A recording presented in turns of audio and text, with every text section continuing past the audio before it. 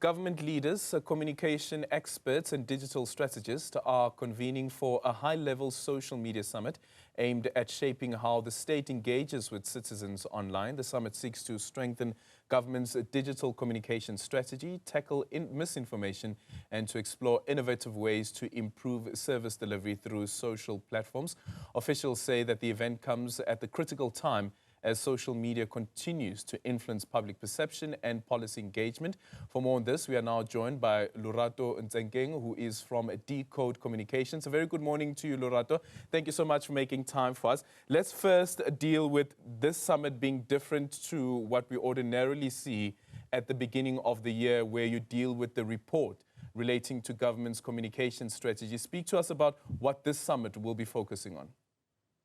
Good morning, Aldrin, and good morning to the viewers. So every year in the beginning of the year for the past 5 years, we've been producing what we call the social media, what we call the South African Government Leaders on X report, right? Formerly Twitter.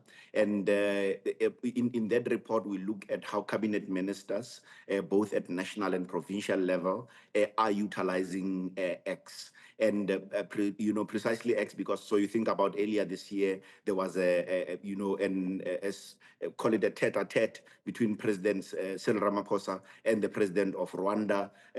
From a diplomatic point of view, we know that, a number of world leaders, including Donald Trump, utilizes, either X itself or Truth Social in the main. And that is why we really, spend a lot of time looking, or at least looking in that report. With regards to the social media summit, back in 2020, we saw a shift, Aldrin, in government communicators utilizing digital platforms a lot better to connect with citizens. But of course, we then saw the momentum breaking, say, call it at around 2021. And, we then thought that perhaps it's important that, there should be a gathering and exchange, a knowledge exchange, exchange of ideas where we look at other standards among government communicators. And I use a simple example. So if you are a chronic patient, right, you are in Tembisa, and you only have to get your medication once a month at a clinic. Imagine if there was a system that you are able to, find out whether the clinic is open or, there are service interruptions for whatever reason. In that way, you then don't waste money and time to go to a clinic where the service is not there. And of course, there are many other examples in terms of how South Africans can be afforded dignity and be able to access a lot of public services through social media. Yeah, looking at some of the contributors to the summit, including the executive mayor of the city of Tshwane, Dr. Nasipi Moya. And I have to say that I find it interesting what the strategy that they have gone with the city of Tshwane after her election as the mayor.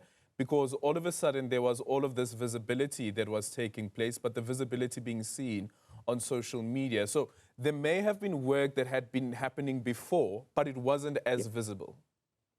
No, absolutely. And in fact, at Decode Communications, one of the things that we talk to, with the clients that we try and help is to talk about valuable visibility. And this is exactly what the mayor is doing, right? You have professionals and civil servants who ordinarily on any work day, they pitch up for work and they do the work. But, when that work is not communicated, you then have a challenge. And it happens in many instances where people don't understand why work is not happening. For instance, sometimes there would be a labor dispute, and we then find ourselves as citizens that, rubbish is piling up, no one is picking up the rubbish. And when you don't close that communication loop, you then create, you deepen the trust deficit. And the difference really with what Dr. Nasipi Moya has been able to do has been to a great extent restore confidence and trust in the public service in Tshwane.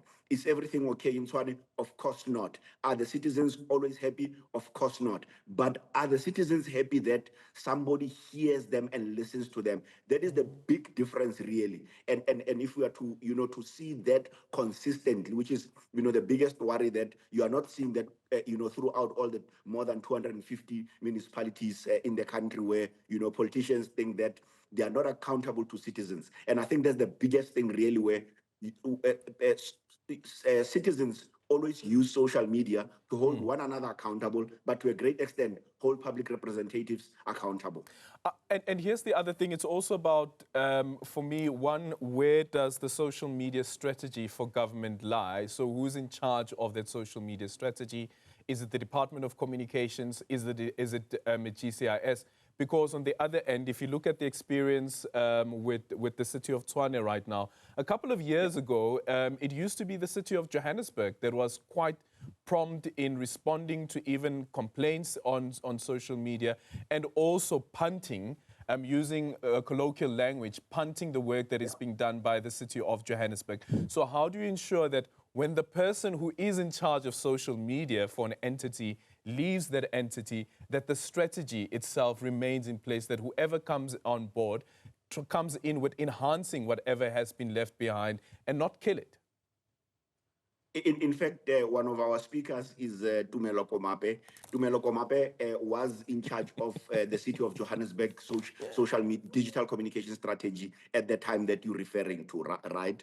Currently, he's now the digital media director at the GCIS. One can only hope that, him being now at the nerve center of communications, Aldrin, he's then going to, take his learnings, expertise and experience, bring it into the GCIS. But we know, bureaucracies are always very problematic. Sometimes people, see the new broom as, somebody who's going to give them more work to do. We are just hoping that a lot of the communicators are going to buy into, one, that way, to your point, to say, one, people are on social media and they want to experience government in a social manner. And that's what the city of Johannesburg did at the time. And I'm hoping that, being there as the chief of the digital media, he's going to be able to do that. But pointedly to a point, there should be standards, and that is what we are not seeing, at least in the African government at this point. Are we going to see standards? Possibly, and that is what this conference also is agitating for, to say there should be standards. So whether I am from down where I come from or somebody is from the city of Johannesburg, there should be almost a certain feeling that I'm getting, from a communications point of view, I'm getting a certain kind of experience and feeling. Yeah. And speaking about GCIS and misinformation, especially now during the height of the so-called white farmers that are being killed, and this was done at a global level, right? This misinformation was spread at a global level. Yeah. You have the first citizen of the United States, Donald Trump, the most powerful man in the world, has a large social media following. Then you have Elon Musk, who owns that Twitter platform or the X platform, also a large following. And the information that they were able to spread, the misinformation that they were able to spread, how that dented the country. But from our end, especially from GCIS, and this is where my critique is, and that we've spoken about this with even the ANC as a chief whip before, and he had said that he agrees with that analysis, that the ability of GCIS to also counter what is being said on social media, that you don't necessarily leave it up to the department, but what's the role of GCIS when you have this global attack that is happening on the nation? So, Aldrin, you'll remember, in fact, let's go back to, immediately after the GNU was put together. Remember, there was a spat between the Gayton McKenzie, Minister of Sports, Arts and Culture, and his Deputy Minister, Peace Mabe, on the issue of Israel, right? And of course, it was at that point where, the minister in the presidency, Khumbudzo Ntshavheni, put out a statement to say that from now on, we need to have some sort of protocols into how cabinet ministers, conduct themselves on social media, and the rest of the executive. But what you're seeing there, because remember, she's also in charge of GCIS, you are seeing a more reactive strategy. And I suspect, as journalists, you may actually make a follow-up to say, Minister, sometime in August, there was this incident. There was a firm, statement from yourself to say that there's going to be a protocol for social media.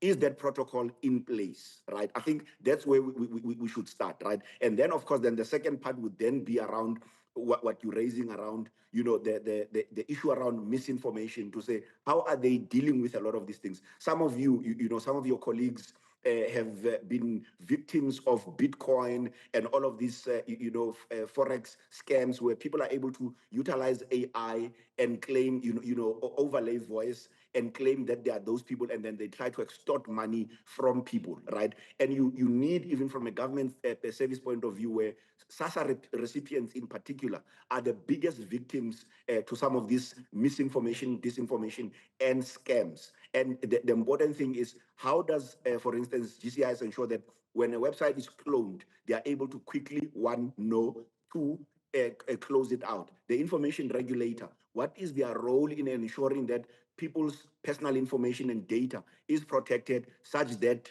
there's that closing of that loop from a misinformation point of view? Of course, then the narrative, which is always the issue, right, where you are able to then, as government, proactively, from a communication strategy point of view, of course, then the digital strategy supports that main communication strategy in helping you to continue sharing the correct and the true narrative.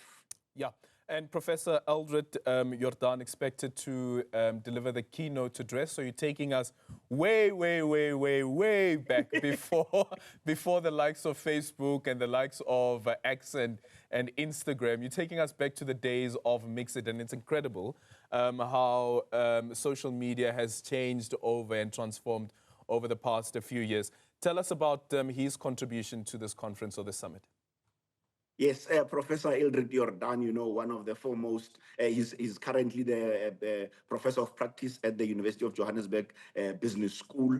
Of course, in fact, one of his latest article has been on agitating for the national dialogue to adopt social media in ensuring that it's going to include all South Africans, right? So here you see already somebody who's already thinking about, while these conversations are going to be happening in many rooms that, seemingly look exclusive, there's an important need to bring all South Africans in. And the best way to do that is to utilize social media. Prof.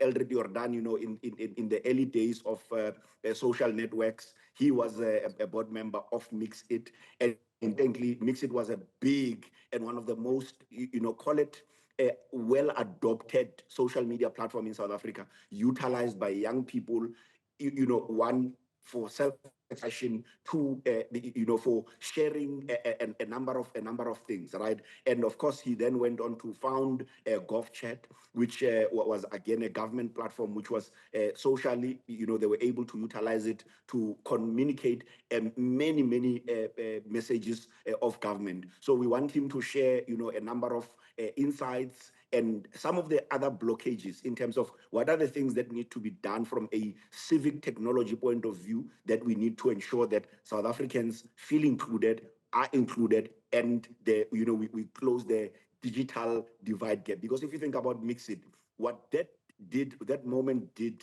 Aldrin, was to close the information gap. People felt closer to one another, and that is what he'll really be, provoking the session about today. Lorato, thank you so much for making time for us. This is ahead of the two-day summit.